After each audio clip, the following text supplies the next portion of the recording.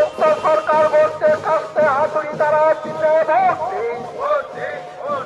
ইনকলাব জিন্দাবাদ, ইনকলাব জিন্দাবাদ, সিপিআইএম জিন্দাবাদ, বাপ ফ্রন্ট জিন্দাবাদ, বাপ গণতান্ত্রিক ধর্মনিরপেক্ষ জোট জিন্দাবাদ, ইনকলাব জিন্দাবাদ।